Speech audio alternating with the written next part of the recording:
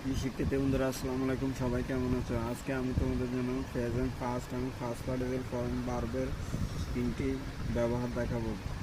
গো তো যাওয়া, ওয়েন্ট তো গিয়েছিল, গান তো গিয়েছিল, হাইড তো লুকানো, ইট ইডেন, নো তো জানা, নিউ নুন, মেক তো তৈরি করা, মেড মেড, মিস্টেক তো ভুল করা, মিস্টেকেন, রাইস তো ওটা, রোজ রাইসেন,